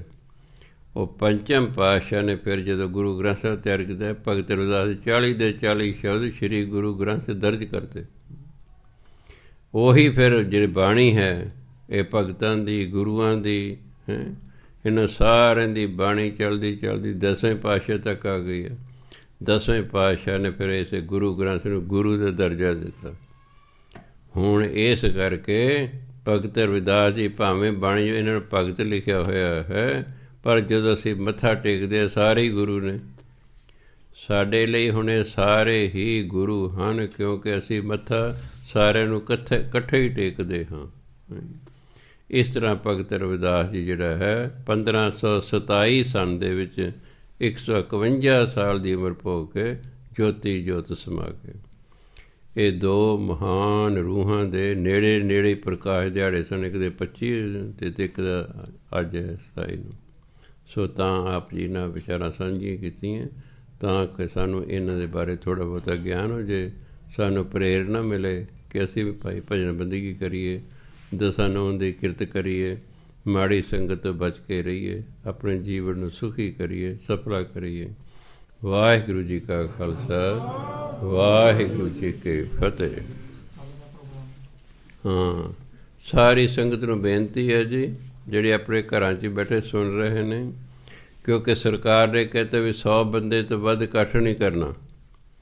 ਜਿਹੜਾ ਬੰਦ ਥਾਵਾਂ 'ਤੇ ਉਹ 100 ਬੰਦਾ, ਖੁੱਲ੍ਹੇ ਥਾਂ 'ਤੇ ਗਰਾਊਂਡ 'ਚ ਉੱਥੇ 200 ਬੰਦੇ ਤੋਂ ਵੱਧ ਇਕੱਠ ਨਹੀਂ ਕਰਨਾ। ਆਪਾਂ ਕਿਉਂਕਿ ਫਿਰ ਗੁਰਦੁਆਰੇ ਦੇ ਵਿੱਚ ਕਰਨਾ ਹੁੰਦਾ ਇਕੱਠ, ਅਤੇ ਆਪਣਾ ਇਕੱਠ ਤਾਂ 300-400 ਹੋ ਜਾਂਦਾ ਹੈ। ਇਸ ਲਈ ਫਿਰ ਅਗਲੇ ਹੁਕਮਾਂ ਤੱਕ ਅੱਜ ਜਿਹੜਾ ਕੱਲ੍ਹ ਨੂੰ ਐਤਵਾਰ ਹੈ, ਇਹ ਜਿਹੜਾ ਦਿਨ ਨਹੀਂ ਮਨਾਇਆ ਜਾਏਗਾ। ਨਹੀਂ ਤਾਂ ਆਪਾਂ 9 ਵਜੇ ਤੋਂ ਲੈ ਕੇ 10 ਵਜੇ ਕੀਰਤਨ ਕਰਦੇ ਨਾ ਵੱਡੇ ਗੁਰਦੁਆਰਾ ਸਾਹਿਬ 'ਚ, ਉਹ ਨਹੀਂ ਹੋਵੇਗਾ ਪ੍ਰੋਗਰਾਮ। ਆਪ ਜੀ ਨੇ ਯਾਦ ਰੱਖਣਾ, ਕਿਤੇ ਆਪ ਜੀ ਨੇ ਐਵੇਂ ਗੇੜਾ ਨਾ ਲੱਗੇ। ਹਾਂ, ਅਗਲੇ ਐਤਵਾਰ ਕਿਉਂਕਿ ਅਖੰਡ ਪਾਠ ਹੋਣੇ ਨੇ, ਆਪਾਂ 7ਵੇਂ ਪਾਤਸ਼ਾਹ ਦਾ ਪ੍ਰਕਾਸ਼ ਦਿਹਾੜਾ ਮਨਾਉਣਾ ਹੈ। ਇਸ ਲਈ 5 ਮਾਰਚ ਨੂੰ ਅਖੰਡ ਪਾਠ ਉਸੇ ਤਰ੍ਹਾਂ ਜਿਵੇਂ ਪਹਿਲਾਂ ਸ਼ੁਰੂ ਹੁੰਦੇ ਨੇ ਉਸ ਤਰ੍ਹਾਂ 7 ਅਖੰਡ ਪਾਠ ਹੋਣਗੇ। 7 ਮਾਰਚ ਐਤਵਾਰ ਨੂੰ ਹੈ, ਫਿਰ ਭੋਗ ਪੈਣਗੇ ਸਵੇਰੇ 8 ਵਜੇ ਇੱਥੇ, ਅਤੇ ਫਿਰ ਵੱਡੇ ਗੁਰਦੁਆਰੇ 'ਤੇ ਫਿਰ ਜਿਹੜਾ ਹੈ ਇੱਥੇ ਹੀ, ਕਿਉਂਕਿ ਇਕੱਠ ਦਾ ਕਰਨ ਨਹੀਂ ਉਹਨਾਂ ਦੇਣਾ, ਇੱਥੇ ਹੀ 8 ਵਜੇ ਭੋਗ ਪੈ ਜਾਣਾ। ਇੱਥੇ ਜਿਹੜੀ ਸੰਗਤ ਆਏਗੀ ਉਹਨਾਂ ਕੁਝ ਖਵਾ ਪਿਆ ਕੇ ਇੱਥੋਂ ਹੀ ਤੋਰ ਦੇਣਾ ਹੈ। ਸੋ ਆਪ ਜੀ ਨੇ ਯਾਦ ਰੱਖਣਾ, ਇਹ ਕਥਾ ਵਾਰਤਾ ਰੋਜ਼ ਹੁੰਦੀ ਰਹੇਗੀ, ਕਿਉਂਕਿ ਪਹਿਲਾਂ ਤਾਂ ਆਪਾਂ ਸ਼ੁੱਕਰਵਾਰ ਨੂੰ ਬੰਦ ਕਰ ਦਿੰਦੇ ਸੀ, ਵੀ ਅਖੰਡ ਪਾਠ ਸ਼ੁਰੂ ਹੋ ਜਾਂਦੇ ਸਨ। ਕਥਾ ਵਾਰਤਾ ਚੱਲਦੀ ਰਹੇਗੀ। ਆਪ ਜੀ ਨੇ ਦੋਨੋਂ ਐਤਵਾਰ ਦਾ ਯਾਦ ਰੱਖਣਾ। ਕੱਲ੍ਹ ਨੂੰ ਐਤਵਾਰ ਹੈ, ਦਿਨੇ ਸਵੇਰੇ ਕੋਈ ਪ੍ਰੋਗਰਾਮ ਨਹੀਂ ਹੈ। ਅਗਲੇ ਐਤਵਾਰ ਇੱਥੇ ਹੀ ਭੋਗ ਪੈਣੇ ਨੇ, ਇੱਥੇ ਹੀ 8 ਵਜੇ ਤੋਂ ਬਾਅਦ ਆਪ ਜੀ ਨੂੰ ਖਵਾ ਪਿਆ ਕੇ ਫਿਰ ਆਪ ਜੀ ਨੂੰ ਘਰਾਂ ਨੂੰ ਤੋਰ ਦੇਣਾ। ਵਾਹਿਗੁਰੂ ਜੀ ਕਾ ਖਾਲਸਾ, ਵਾਹਿਗੁਰੂ ਜੀ ਕੀ ਫਤਿਹ।